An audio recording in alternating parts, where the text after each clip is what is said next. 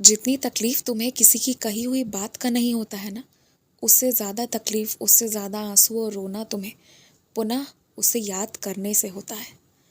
क्योंकि जब कोई तुमसे कुछ कहता है, बदले में तुम भी कुछ ना कुछ तो ऐसा कह ही देते हो, जिससे कि वो भरपाई तब का तभी हो जाता है। और इसमें सही क्या है, गलत क्या है, अब ये सब विचार करने का समय ही नहीं है। क्योंकि मुझे पता है तुमने बहुत कष्ट झेले हैं, इसलिए अब मैं तुम्हें माफ़ कर ही देता हूँ। मगर फिर से धीरे धीरे पुनः प्रयास करो कि अपने शब्दों से किसी को बुरा महसूस ना हो जाए। बस ये कोशिश करो, और जब अति हो जाता है ना, तो मैं स्वयं ही तुम्हारे भीतर प्रवेश करके तुम्हारे मुख से जो कहना होता है वो कह देता हूँ, जिससे सामने वाले सतर्क और शांत भी हो जाते हैं। पर जो बीत गई है ना, यकीन मानो अब उसकी कोई जगह ही नहीं है तुम्हारे जीवन में। पुनः उस पर विचार मत करो। और हाँ, मैं तुम्हें शाबाशी देना चाहता था, तुम्हारी तारीफ करना चाहता था। जो तुम प्रेम भरा नाश्ता खाना सबके लिए बनाते हो, प्रेम से सबके डब्बे लगाते हो ना, बहुत खुशी होती है मुझे उससे। मेरा दिल एकदम खुश हो जाता है और गर्व से चौड़ा भी हो जाता है। ये सबसे अच्छी सेवा तुम कर रहे हो।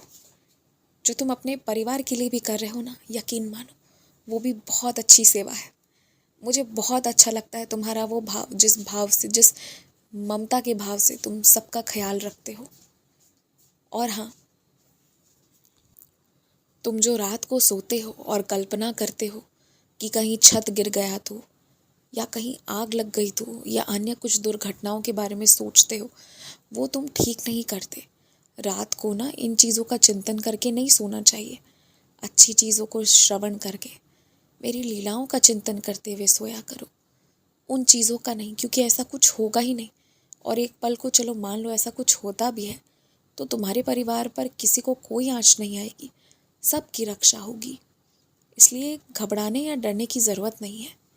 और एक बात, अभी मौसम बहुत बदल रहा है, विपरीत मौसम चल रहा है। ऐसे में सबकी हिफाजत, सबका रक्षा होना बहुत ज़रूरी है।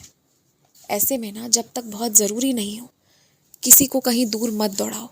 हफ्ते में एक ही दिन जाओ और सारा सामान जो भी घर के लिए ज़रूरत पड़े वो लेकर आ जाओ। जो पुराने लोगों से तुम लेते आए हो ना, अच्छा सामान तो दिया है आज तक उन्होंने। अब नए नए जगह दौड़ने के चक्कर में ना खुद थको ना किसी और को थकाओ। इस वक्त सबको स्थिर से जीने की बहुत ज़रूरत है।